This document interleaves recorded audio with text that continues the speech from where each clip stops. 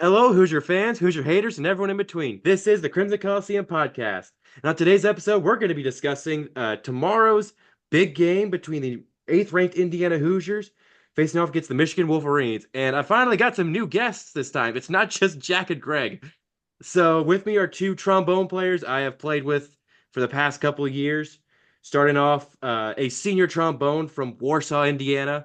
The trombone section's worst therapist, Carson Kerlin. Thanks for having me on, Alex. The philosophy major. The philosophy joke. You just make everyone. And then a junior trombone from Pittsburgh, Pennsylvania. Probably the most cursed trombone player I've ever met with my life until the other Alex came into town. Aidan Frick. Yep, I don't know if I agree with that, but thanks for having me on, Alex. I'm super excited. You have a shirt that says "Keep Jiu-Jitsu Gay." I don't want to hear it from you. That's a great. Yeah, I'm an ally. Yeah. Chris Nelson loved that shirt, I'll have you know. That Chris Nelson has Chris Nelson has to be having an amazing year right now. If you're really thinking about it, because Indiana's 8, BYU is 9. You undefeated team. Who do you think he'd root for if we play each other in the playoffs? BYU. BYU. You go with the undergrad. Yeah, That's how it goes. The formative years. Truly. But also, we could also FaceTime him and cyberbully him into actually rooting for Indiana. We could do that. Yes, we could. It's a lot of guilting, really. Yeah. Yeah. But honestly, these two people, probably the third best bromance of the trombone section, honestly. Third best. Third best? Who's got 1 and 2? I thought we were a lot. So the twink thruple. What? Oh, okay. Who? ABC. Oh, okay. Right. Okay. Not ABC. What? No? I think it's Cole, Aaron, and Aiden. Yeah. Yeah. And then that's fair. That's fair. And then number 1 is Ethan and every other guy in the section. That's fair. If you remember from Anna's old tier lists. That Christmas party was just a doozy. Yeah. Yeah, it was. Yeah. All right. So the 100 show this week is American Icons. And this one piqued my interest when I saw the songs because 9 to 5 and Jolene by Dolly Parton. I was making the joke whenever I first heard about it with Jack and Greg, like, thankfully we don't play Tennessee yet. Right. Right. Yeah. I didn't think we didn't think we'd be making the CFP this year, so didn't think we'd have a chance. Yeah. And then You Belong With Me by Taylor Swift, which I don't know if that's a new song or an older one by Taylor Swift. That's a new one. Well, what? No. No, the song itself is old. The 100 arrangement, new. Yeah. New to the Yeah. 100. You're going to have to stop. I'm sorry. And obviously the new Texas Hold'em by Beyonce. Yeah, that one goes like surprisingly hard. That's a fun one. It's a real fun one. Honestly, Yeah. this is one of our catchiest shows that we've had in a long time. I mean, the songs are earworms. They're really fun to play. It's gonna be a fun. Good. It's gonna be a fun show for all the Hoosier fans there. Yeah. Is there any drill that you just absolutely or just like it's like the step size is too big or anything like that? Because I remember for the Nebraska game, the tenor tones were just infuriated during their drill because they had to go like. Yeah, they had like a 6 to 5. Yeah. No, I have one set where I have a 200.5 to 5. Oh. So, I love those. Yeah. Freaking. Really, this year's it's a has not 64 been. count move too. So, Yeah. This year's not been like too big of steps. It's just been like packing the trombones super close to each other. Mhm. So you're yeah, we do have some playing tight right in sets. the ears in front of you. Yeah. Hey, remember trombone to the right or left or whichever way you do it.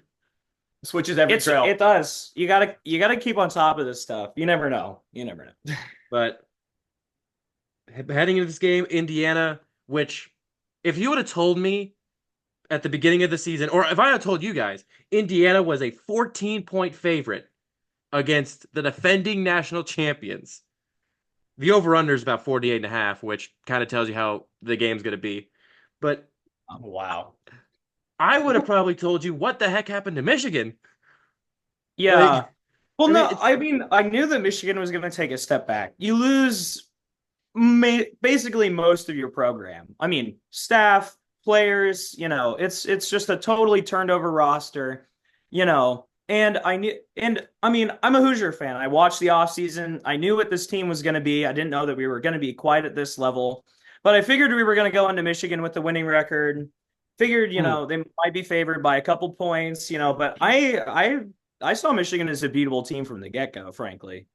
I had if my like original predictions are right, we would have been going into this game 6-2. Wow. So pessimistic, Alex. Have you Still met me eligible. before? Still bowl eligible. Well, no, not 6-2, 7-2, right? Oh, that's Yeah, right. 7-2, 7-2, Yeah. 7-2. Who were the drop games? I think Washington, Nebraska? I had one of Nebraska, Washington, and at Northwestern. Okay. Because That of the takes- stadium. Like with college sports, a smaller stadium can be better. Yeah. Well, and it's on the lake. It's like, I mean, Yeah, it was a Soldier weird Field problem. You play with the wind there coming off of Lake Michigan. Yeah, that's why the Bears are never good. It's a tough spot. That's why the Bears are never good. Soldier Field, right? the lake. True. One of the greatest kicking games happened at Soldier Field. Really? Yeah, there were like 4 attempted field goals, and all of them were like so far off. Yeah. Nice. But All right.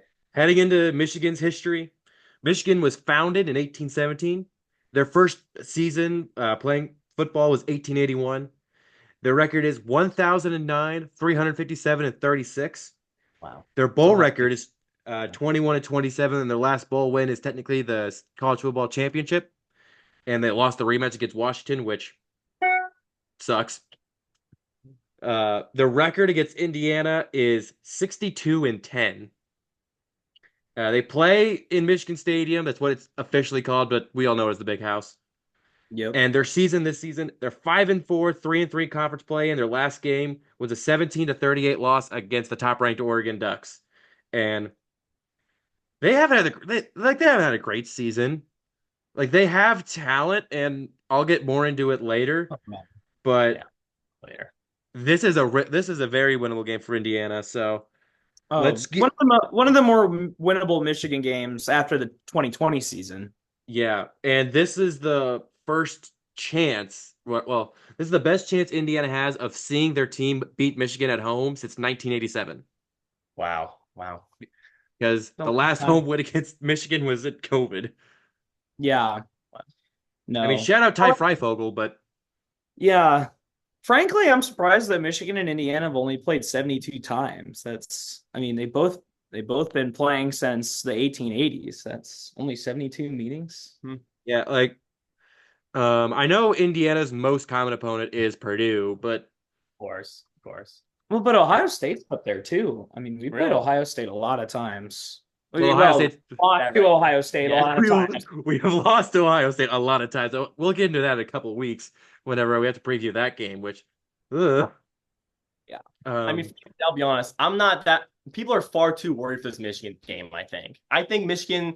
Look, it was a rabid dog. Its Wolverine teeth are worn down. It's riding off yesteryear's wins. I mean, you look at the stats, and 62-10 against us is a great record, but we all saw the Oregon and Illinois game. I mean, yeah, speaking for itself. We would never play like that against this team.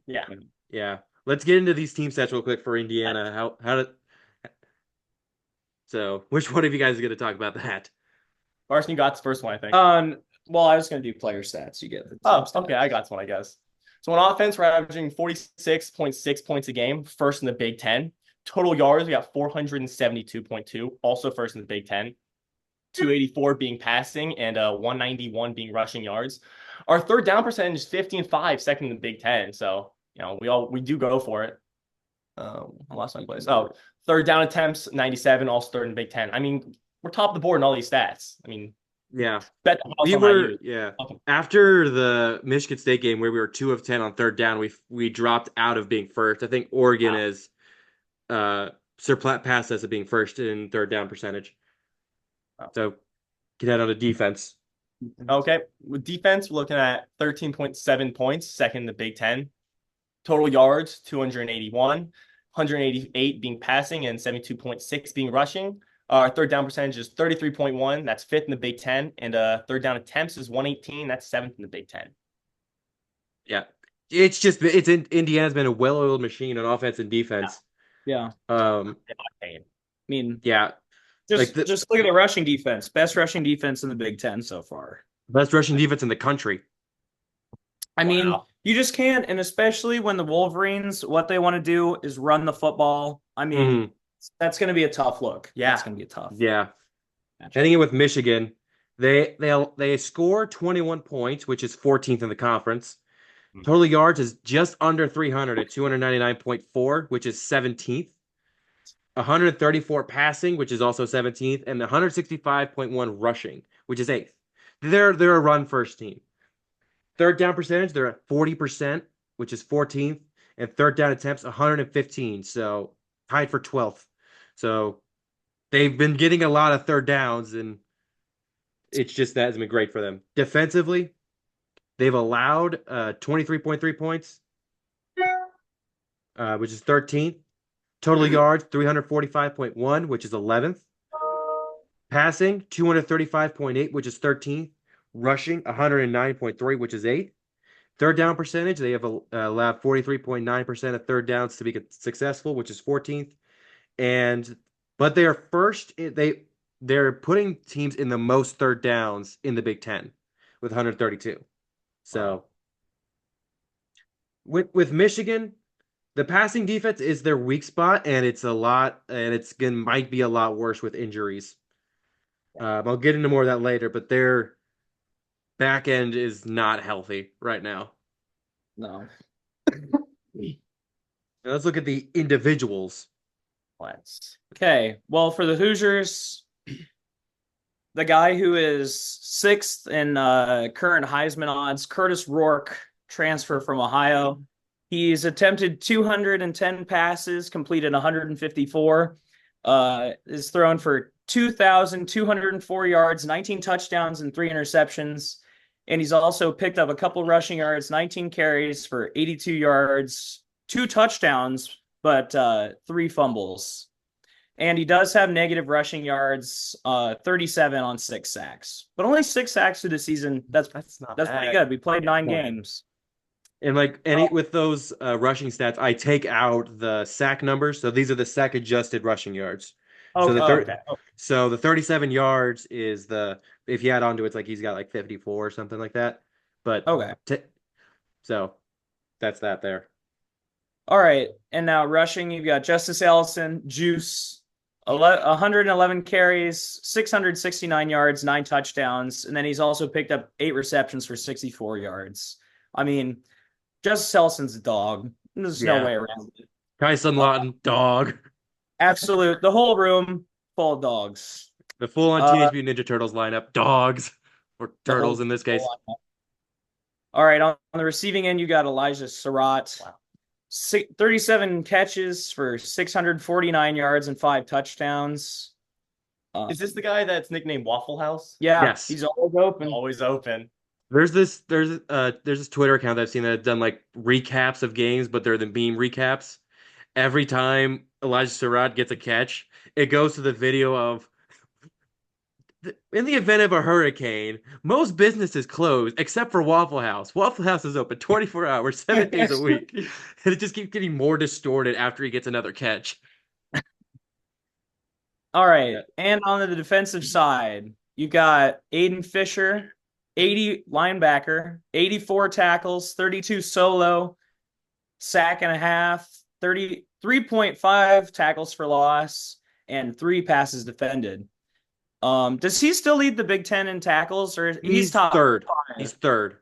Behind I think a UCLA linebacker and Carson. What's his name? Yeah, and I Carson believe a Kerlin. Washington linebacker. I could check real quick. I mean, yeah, Jay Higgins of Iowa, and then Carson Schlesinger of UCLA. So yeah, no, I mean this guy fits right in the Big Ten. Yeah. And then Mikael Kamara, 34 tackles, 18 solo, 9.5 sacks.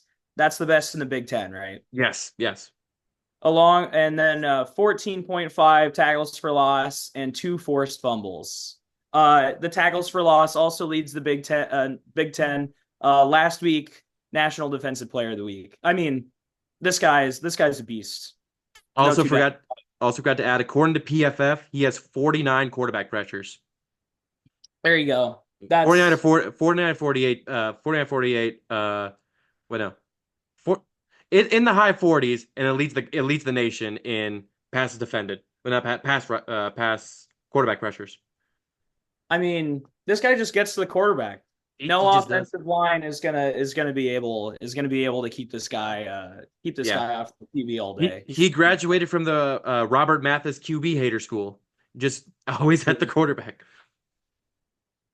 Okay, and then pass defense, we've got Amari Farrell, 36 tackles, 16 solo, 1 sack, 2 tackles for loss, 1 pass defended, and 4 interceptions.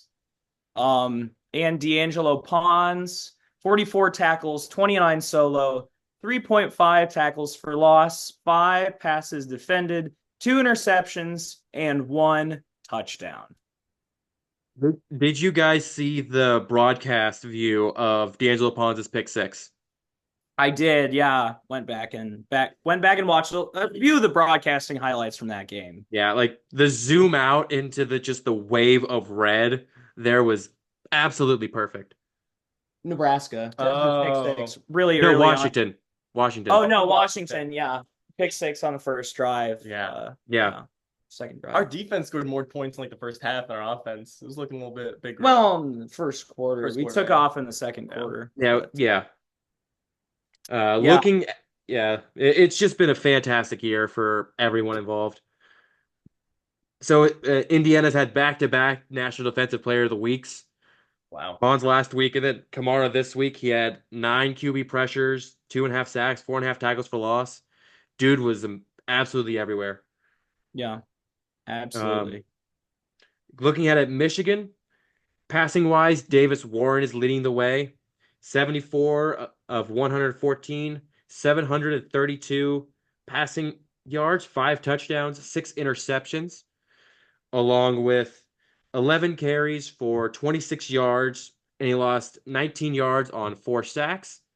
But he hasn't played as many games as Curtis Rourke, just because he got benched for a few games and Jack Tuttle was in. I wish Jack Tuttle was the quarterback for this game, just because I wanted to see Tuttle again, but he medically retired. Yeah. Sadness. Yeah. Best of But luck to him, really. Former yeah, Hoosier. Yeah. but when you get 2 degrees from Kelly, he'll be set. Yeah. Right? Rough. Yeah, I mean, it's a lock. But then another quarterback we got to really worry about, because Michigan does run a 2 QB system, is Alex Orji. 24 46, 149 yards, 3 touchdowns, 1 interception. Lost 18 yards on 3 sacks, as well as 47 carries for 227 yards and a touchdown. Like anytime they're going to be running the football, you'll see Alex Orji in the game. And anytime they're really passing the ball, you'll see Davis Warren. So it's just Yeah. what that is.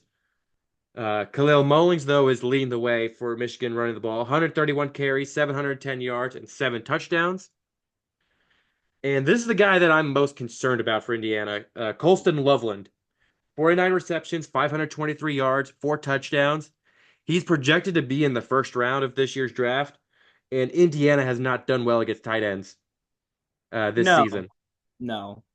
So, like, it's going to be a little bit of a concern, but outside of him, only 2 guys have over 100 receiving yards on the season. Which is not good. Not good. No, Well, not good. oh, I mean, you really got to factor this guy into your game plan. I mean, he's doing what he does despite subpar QB play. I Yeah. mean, he's always Davis Warren's first look. I mean, he's the guy that you want to get the ball to. He's the guy who's going to make the play. So you really got to work on Yeah, continuing. I really think we need to have Jalen Walker on him a lot. Just because, like, just his athleticism, he's able to keep up with Loveland, as well as his size, able to make it hard for Warren to get the ball to him. Yeah, for sure. Because I don't know how well Terry Jones is going to do in that rover spot, which I will commend Brian Haynes for the switch there. If you didn't see it, starting after the bye week, they benched Sanguinetti, moved Amari Farrell to strong safety, and then put Terry Jones in that rover position. Yeah, little So, bit of stuff there. I but mean, it's obviously working well. Uh, yeah. so it's got to keep So rolling. defense wise for Michigan, Ernest Hausman is leading in tackles, 66 tackles, 40 solo, 1 sack, 4.5 tackles for a loss, a pass defended, and an interception. Josiah Stewart has 29 tackles, 18 solo, 6.5 sacks, 11 tackles for loss, and 2 forced fumbles. And Josiah Stewart's like right there with Kamara in terms of sacks and tackles for loss. Yeah. And then pass defense wise, Will Johnson, who's projected to be in the top 3, or top 5 in the draft, and probably the number 2 corner behind Travis Hunter. 14 tackles, 12 solo, a tackle for loss, 3 passes defended, and 2 picks. And he's questionable for this game. He Yeah, I was gonna missed. ask that actually. I know He Michigan's secondary looks pretty banged up. Is Will Johnson in? Do we know? he was out against Oregon, and all I know is that he's questionable. Okay. Will Johnson, and another highly rated pick for them, a really good cornerback, Rod Moore, had an ACL injury in late September, and he's out for the year. Yeah. Um, but Will I mean, Johnson, Magnum, Jair Hill, Jaden Jaden McBurrows, because it's JA space DEN. That's why it was weird for me. And Rod Moore have all been dealing with injuries.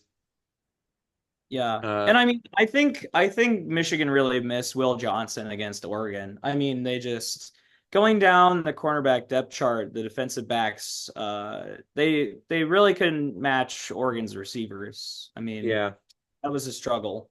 Um, so we'll see if he plays or not. And he's also only one guy. I mean, this Indiana receiving core, I mean, Curtis Rourke distributes the ball really well. I mean, he can't be everywhere. It's just a fact. yeah. And Waffle House is always open, so it doesn't matter. Exactly. And then you got Omar Cooper, but you got to find a nickname for Omar next year because he'll be a senior next year. Yeah, we'll work on that. I love that guy. Ooh, yeah. Um, but just some extra notes from my end. Michigan is definitely the most talented team we have faced this season. Mason Johnson, Will Johnson, Kenneth Grant, and Colson Loveland are all in that, according to Tankathon, because that's where I'm getting this big board stuff, in that top 32. And then Josiah Stewart and Rod Moore are in the top 100. They don't have any IU guys, which is absolute criminal. Terrible. No, I think there are going to be some guys from this Hoosier team getting drafted. Yeah. I mean, Like Kamara, I think Justice Ellison could get drafted. yeah. Rourke. I think I think I saw a meme on like Facebook that there was like a joke that Jerry Jones is trying to call Curtis Rourke to get him to play for Dallas. I mean, Curtis Rourke is one of the smartest with the ball. Makes some of the best passes I've seen. Highest I mean, football IQ we've seen in the a while. yeah in college football this year. I mean, the Mhm. ball's right where it needs to be. I mean, he's a really good quarterback. And this is going to be kind of a strength on strength game a little bit with Michigan's rushing offense versus Indiana's rushing defense. Indiana has allowed the least amount of rushing yards in the nation at 72.6. But if you take out the sacks, in which Indiana has, I think, 31 sacks, which is top 5 in the nation, Yeah. their sack adjusted rushing yards allowed per game is 98.4, which is only second behind Army at 97.9, which it's a Servers Academy. I'm not shocked. No. Yeah. Army should be ranked in the top 20. That's just my opinion. I We mean, must and it's we got to respect the troops. really, yeah. Well, and I mean, on the other side of I mean, for Michigan's defense too, I mean, they've got the rushing defense. They're front seven. I mean, they're just big, strong, physical, and yeah, I mean, their defensive front's nasty. We've seen it time and time again. Indiana's really going to watch not just the outside, but also protecting the interior. I mean, we saw the other day, over the season, their blitz rate's 48%, fourth in the nation. So that, in and of itself, how good their defense really is, might pose a problem for Indiana. yeah. So I mean, you just have to watch rushing. You have to watch passing. I mean, Yeah, I heard that against Michigan, quarterbacks have about 2.5 seconds to throw on average. which Yeah. I the mean, the RPOs Curtis are can going to get be the ball pretty. out fast, Yeah, but we'll see. expect a lot of RPOs because that's one thing we love a lot is RPOs. Do the option offense. I will I say think this though. Sorry, 1 second, no, Alex. you're good. You're good. You're good. You This go. You go. this running back tandem in Michigan, it's the best we've seen in the Big Ten conference as a whole. However, a car with a great transmission and tires is nothing if its engine's poor. We've seen Davis Warren over the past couple games. Why are you laughing at me? Yeah. No, these are two good Michigan running backs that we're gonna have to worry about containing. Yeah, Yeah, like Donovan Edwards could go off in any second if we saw from last year. Like he yeah. is You don't he is know. like people thought he was probably gonna be the top two running back in the country. Yeah. Well, at least in the Big Ten. But then JT came along and well, JT. Those running backs, no doubt. Draft worthy for sure. But you look at Darius Warren, the engine of this team. We saw the Oregon game. He looked like a really, really good D2 quarterback in that game. Right? Am I wrong? Oregon's got a stout defense, but and now that you finally got your guy, no matter who it is, that's going to help you find your offensive identity a little bit for the Wolverines. Finally sticking with Davis Warren, they had some glimpses against Oregon. They had that one Oregon touchdown that really wasn't a touchdown. They got some tough breaks. Yeah. The game just got away from them. Your defense, when your offense keeps going out, your defense just can't keep up, as we've seen from some previous Hoosier teams. Yeah, it'll be interesting to see. Indiana should win this pretty easily.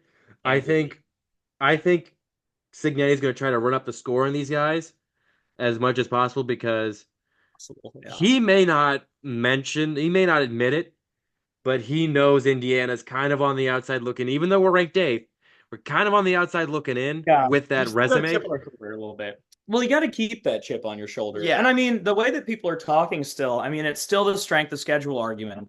And now we've got the brand bias argument coming in. Now that everybody's only talking about our strength of schedule versus other, perennial contending teams who play similar strengths of schedule, but usually get the benefit of the doubt when it comes to the A people and college football playoff rankings. So the Hoosiers still have something to prove. I think we can do it. Yeah, I think this will be a pretty fun game. I hope eventually, maybe starting next year, maybe for the Purdue game, hopefully I'm there for that. I doubt it. I got tickets, but I may be working at Puma for that because that resale it's value would go high though. I bet probably make a good buck. because it's like the Saturday, like the day after Black Friday. So yeah. So I don't know, but if I'm not working that day, I'll be in Bloomington for that game. But hopefully we get a candy stripe out eventually. Ooh, yeah, that would be really fun. Cool. Now that you've got fans filling the stadium for the whole game, exactly. Your games are going to be really effective now. Yeah, during the Nebraska game, I was sitting next to Allison, and people were leaving because the game is over, but in a positive way. And I was like, "You gotta do Zach's song." It's like this is the first time we're going to be doing "We Can't Leave Till It's Over" in a positive way. Yeah. No, there's just and that game was over really. But isn't that what you want to see? I'd rather that than being down by 30. Yeah, I'm believing. Yeah, it's the first 3:30 kick of the season. Yeah, we finally get a 3:30 kick, and no, I'm glad for that. I'm so excited. Little bit of ease on the schedule. Plus, I think people are just going to be little more awake. Hopefully a little more of a fired up atmosphere. Yeah, and this is thankfully the second straight week where we've faced a team that has been on a worse or similar or worse rest. Yeah, because I think second time now that we face a team that's faced a Division I opponent, FBS opponent, after we did in the Big Ten. I think Western Illinois was the other one, but because they played Northern Illinois that previous week. So, and then we've got a bye week, and then it's Ohio State, which I will be at that game. Heck supporting yeah. the Hoosiers, Ohio Stadium. I will be It's on gonna point. that place is gonna be rocking. This is gonna be the most important Ohio State Indiana Ever. matchup basically ever. Yeah, It's 2020. since And 2020. yeah, so it's Point, but nobody was there. yeah, You've nobody got was the shoe there. fired up now. The Yeah. Hoosiers have something to prove for realsies. I think Ohio State's a little scary, frankly. I think they're nervous. Oh yeah. Well, if you believe what Instagram comments say, you've got both ends. You got the person who's like, I'm an Ohio State fan. We're gonna lose at home versus the Hoosiers. And then you've got people that are saying, Ohio State is gonna, hang like 60 on the Hoosiers and win Okay. by 40. Okay. I don't know about that. But I mean, that by and large, toughest game of the season. And so that's the one where you're really gonna have to show up, show out. Yeah. You show out, be here every single day. You heard? Yep. But let's go into predictions. It's Sunday, but you got to show up ready to work Monday. Yeah. Victory Sunday. So I have Indiana winning 38-10. I think Michigan's defense is gonna force a field goal from Nicholas Radicic instead of a touchdown, but I think Indiana's offense is just gonna be smooth sailing. I think prediction wise, we're gonna go for it on fourth, and I'll say 3 on our own 35, and we're just gonna get short. Okay.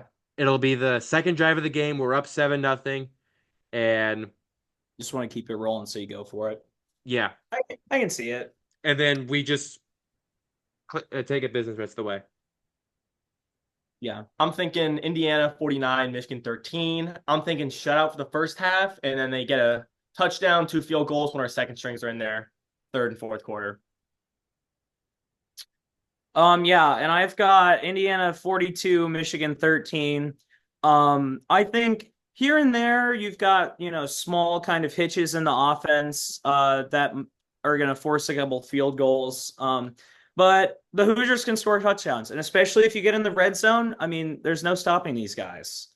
Yeah, they've got the most red zone attempts in the Big Ten right now. And I think our touchdown to red zone trips ratio is maybe the second best in the Big Ten behind Ohio State. So we've been in the red zone 54 times and have scored touchdowns 45 times. Wow. That's pretty good. That's pretty darn good. And the only one that's probably better is Ohio State has been in the red zone 28 times and has scored 25 touchdowns. Yeah, that's pretty good too. That's awesome. But So, that's half as many troops. So 83%. So Indiana has an 83% touchdown percentage in the red zone. And then Ohio State is at 89%. So right there. Yeah. Well, and that's something that I always saw the Hoosiers struggle with was we always got stuffed in the red zone. And that was really frustrating because, you lead a decent drive, you get down there, you just can't convert, then you go for it and you can't convert and the game starts to get away from you. But this is just a whole new, there's a whole new attitude. And this is really what the season's been about. It's about the turnaround. It's probably been the best story in the country. But outside of this game, there's another game that I'm keeping my eye on. Washington Penn State might be better than what the spread is saying. What is the spread for that game? I think it's similar to I think it's like 13 right now. Let's do touchdowns. But I think that it could be a one possession game. Like I really like Washington's defense. Specifically their pass defense, and if they can contain Tyler Warren, well, and Penn State hasn't had a lot of other guys show up outside of Warren. And especially in that Ohio State game, even Warren got shut down.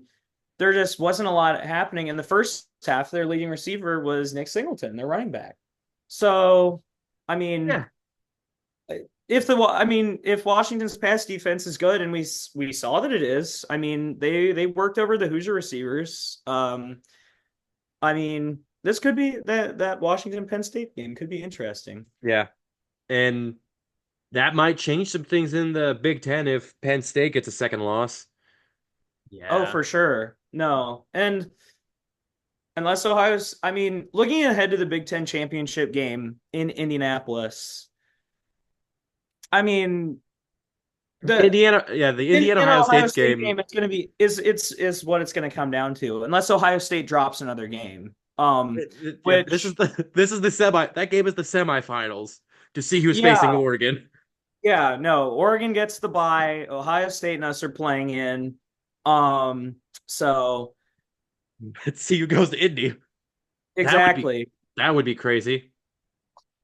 If Oregon plays IU in Indy, I mean, Oregon I think is undoubtedly the best team in the country right now. Hmm. Um, Hmm. I mean, Oregon just hasn't shown its flaws yet. Everybody else, you get a game where you're kind of like, ooh, that Yeah. could be a problem. Oregon really hasn't done that. I mean, their tightest game was Ohio State, obviously. That was really close. But Ohio State's also, I wouldn't call them complete. I mean, they've got offensive line problems, they've got all this other stuff. But I Yeah, mean, they're still a very good football team, very talented football team.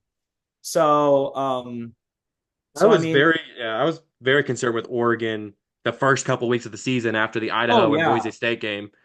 No, And I mean, I'd almost written them off. But they it came roaring back in a big fashion. yeah, I didn't realize Ginty was that good. It was like, Yeah, oh, he's him. He's honestly my Heisman pick, especially if Boise State can get in the top 10 and not just be 12. yeah, if Boise State can sneak in the top 10, sure. But also, I think the problem at this point is that you've got guys like Cam Ward at Miami who are just putting up great QB numbers. And the Heisman committee is looking at what's the competition? What are you doing with this team? Versus somebody like, especially, I don't know how long it's been since a running back has run the Heisman. Was it Derrick Henry back in 2016, 14? I mean, Maybe. it's been a quarterback award the past few years. And especially looking at, I mean, I wouldn't say that Ashton Genty has to break Barry Sanders' rushing record to win the Heisman, but you've got to put up that kind of performance. So And at this point, he's had a couple of games where he's only gotten 100 and some yards. I mean, I think the Heisman committee is looking more at the top quarterbacks. yeah, and you're right. It's Derrick Henry in 2015, but the last non-quarterback to win was Devontae Smith in 2020. Okay, So yeah, it hasn't been fully a QB. It's been mostly a QB award, but it hasn't been fully a mostly. QB award. But But I mean, OJ won in the 80s, right? 60s, Okay. 70s, yeah. yeah, But, yeah. I mean, running backs OJ's have won Heisman's in the past. yeah, It just hasn't been a current thing. yeah. OJ's USC beat Indiana in the Rose Bowl in our last Rose Bowl trip. So I always all this whole season I've just been reminding people that it's one of the most IU football things I've ever heard. You have one Rose Bowl appearance in your whole history. It's your first bowl appearance, and you run into OJ Simpson's USC Trojans. Like yeah, you can't make this stuff up. it'd be a more Indiana season though. We beat Michigan. We handle Ohio State in Columbus. Very doable. Lay an egg against Purdue. No. I'll I- transfer. I've That's been- what happens. I've been worried. Frankly, I would be worried if I I'd leave. I would be lying if I said I hadn't been worrying about that. But I mean, the Boilermakers are bad. There's no two doubts about it. Yeah, They've the won Boilermakers. game. I don't know if I see them winning another game. They're going to play Ohio State in Columbus this week. Yeah, they're 38-point underdogs. They are going to get beat by 46 points.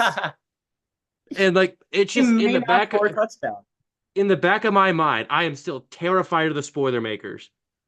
I It's mean, like that's what everybody was saying when Oregon went to play Purdue and West And then Lafayette. and then yeah, Oregon just Magic is gone. The magic Yeah. is gone. Ross Aid was empty by the second quarter.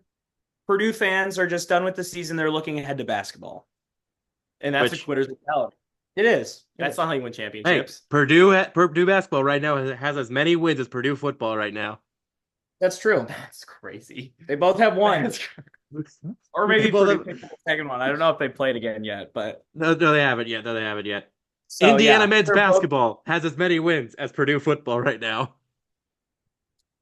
That's not. Yeah, Not great. that's just bad. Yeah. It's That's sad. It's bad vibe, and I don't know if they buy out Ryan Walters. That's him, the head coach at Yeah, Purdue. right, coach. I don't know what happens with him. I hear that frankly he's unpopular. Not even just for his record, but it's bad vibes up there right now. His Twitter goes crazy. Yeah, you follow him on Twitter. I see things. Yeah, his Twitter is Yikes. It's almost as if he doesn't know it's public. It's almost as if he thinks Twitter's DMs. It's crazy. Oh boy, yeah. Before we end this, I want to talk about That's just IU men's. Before we end this, I want to talk about IU men's basketball real quick. How did you feel about that the SIUE game? I was disgusted. We were only up by 10 and I never heard of this called. We're up by 10 and a half. We had to get our starting 5 out in the second half to make sure we had good enough coverage. That was sad. That's a bad take. Aiden. It's Are not you a as bad as it looks. SIUE, frankly, I mean, that looked like a decent basketball team. They were just playing really physical ball. Mm-hmm. Aiden. Are you a junior in 2024 or were you a junior in 1984 with that take? Come on now. We only beat them by 18 or whatever it was. That's disgusting. I don't know what's faster, Elijah Surratt's release or a IU basketball fan going to Peaks.com after a missed 3-pointer. Yeah, I've already seen the people like, oh, it's coaching issues. It's the same stuff. It's one. I mean, honestly, They thought it was gonna be easier than it was. Frankly, okay, maybe they just overlooked them. But really, I thought that a lot of the defensive effort was there. But when you look at some of the shots that just went in, we had so many shots of people trying to make tough shots. They made shots over follow. Really good shot. They shot it in your face but a lot. But how many times did we have Omar trying to alley-oop and miss it and doing fancy stuff on the field that we couldn't Okay. The passing was a little here and there. Yeah, but there were some really good passes that got made, and there were some really errant passes. So what you have to do is you just have to eliminate the bad mistakes. Yeah. It's also 5 new guys and 3 in the top 6. That was my point. Like none of these guys have played on a basketball team together before, or at least most of them. One of the walk-ons is in my honors Kelly class. I found out. Oh, fun. Number 12. Yeah. Yeah. I don't think 12 is a walk-on. I think he's the backup center. There's no. Langdon Hatton.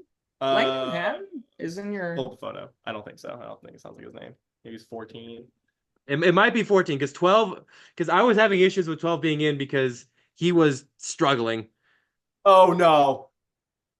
No, not this guy. That's not him. Okay. Right. He's really hot though. Craig Galloway. That's the. No. So I think is Anthony Leal in your honors Kelly class right now? No. Oh, is Anthony Leal 14? I would hope that. No, he's number 3. He's number 3. Oh, okay. Yeah. But no, I think they're gonna figure it out. I don't have any concerns at the moment. You just got to work on eliminating those mistakes, and hopefully your next opponent doesn't have so many really contested shots that go in. Frankly, yeah. The next opponent's Eastern Illinois. Why are we playing all the directional Illinois? Why didn't we get Western Illinois on the schedule? I want to see in Assembly Hall. We're gonna beat them by 70. We're gonna beat them by 74 again, or however much. 74 again. But South Carolina lost earlier yesterday, I think, or day before. Okay. Where are the Gamecocks in the pack? Were they ranked? I can't remember. Or are they okay in the Ken Pom? It's SEC. No. It's SEC best. The South Carolina Gamecocks you got to worry about is the women. That's the ones you got to worry about. That's true. They're pretty scary. Yeah. They've been number 1 for how many years? I don't know. A lot of years. Years. They were the Heartbreakers last season. Yeah, that game was. I was there at that. I was at the game. That was. You were at that game? Oh, that's right. Yeah, I was. Yeah, I got a lot of respect from Dr. Smedley after all that trip. Yeah. We went to a Japanese restaurant, had some hibachi, and it was going to be paid for by someone else, but Smedley took the bill, so we got extra per diem. Nice. Love that guy. He also had a bottle of sake he got sprayed into his mouth too. Yeah, You can ask Aaron. Cut it off. It's hibachi. That's just what happens. You can ask Aaron. I think Aaron might have a video. Someone has a video of it. Oh yeah, I saw the video. It's so good. Yeah. But that's going to be it for today. Thank you all for watching. Make sure to like, comment, subscribe on YouTube, share on all platforms. And I'm going to ask all the audience, how do you feel about this game heading into